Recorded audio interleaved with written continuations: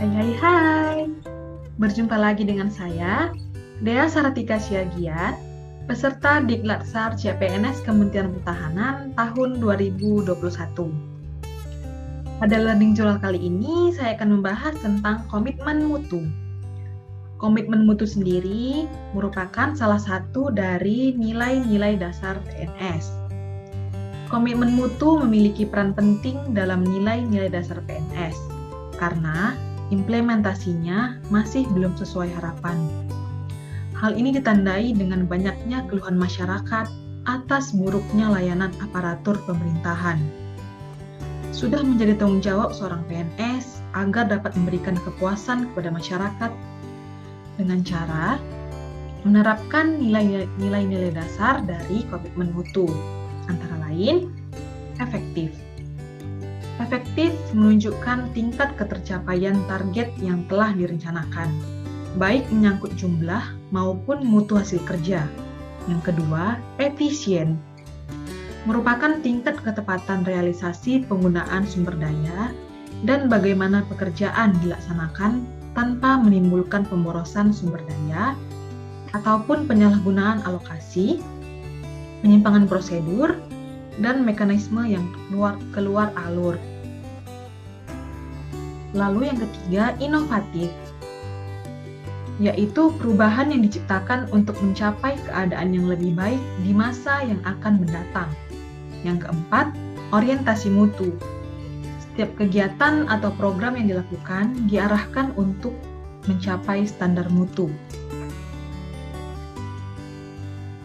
Adapun nilai-nilai dasar dari orientasi mutu antara lain berkomitmen kepada kepuasan customer. Yang kedua, cepat, tepat, dan ramah. Yang ketiga, melayani dengan hati. Yang keempat, melindungi dan mengayomi. Yang kelima, perbaikan berkelanjutan. Perlu diingat, esensi dari pelayanan adalah memberi sesuatu kepada pihak lain. Hal ini bermakna bahwa layanan yang berorientasi mutu akan terwujud apabila yang diberikan dapat diterima oleh pihak lain dengan baik, sehingga mereka merasa puas. Makin banyak kita memberi, makin banyak kita memperoleh. Makin baik kita melayani, makin banyak orang melayani kita. Lanjut. Banyak cara yang dapat dilakukan untuk memperbaiki mutu layanan dari pegawai ASN kepada publik. Misalnya, memahami fungsi, memahami tugas pokok, memahami peran masing-masing, kompeten pada bidang pekerjaan, memiliki mutu layanan, memahami karakter masyarakat yang membutuhkan layanan, menguasai teknik pelayanan prima, bersedia menerima kritik untuk perbaikan ke depan. Baik, kita lanjut.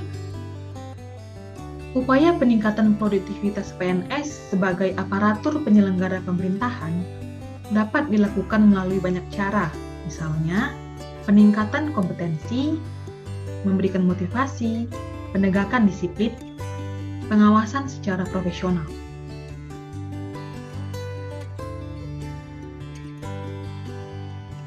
Adapun pendekatan inovatif dalam penyelenggaraan pemerintahan, yaitu yang pertama, mengidentifikasi tahapan pendekatan inovatif.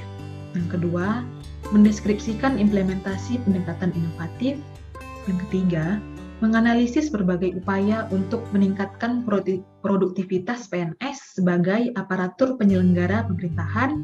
Dan yang keempat, memberikan contoh alternatif solusi untuk meningkatkan produktivitas kinerja aparatur dalam layanan publik.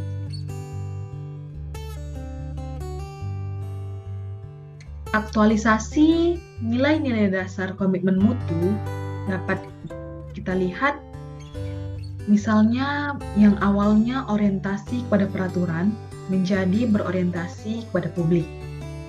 Yang awalnya cara kerja, rutinitas yang asal-asalan, menjadi berorientasi pada mutu, bekerja secara baik dan benar. Lalu, yang awalnya bekerja dengan sikap pasif menjadi dinamis, proaktif, dan inovatif.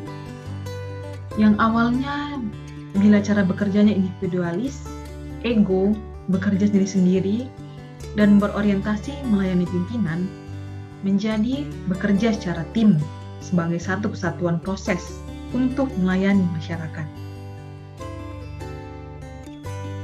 Baik, semoga apa yang sudah saya jelaskan dapat saudara-saudara sekalian pahami. Lebih dan kurang saya mohon maaf. Sampai jumpa pada learning journal berikutnya. Terima kasih, sampai jumpa.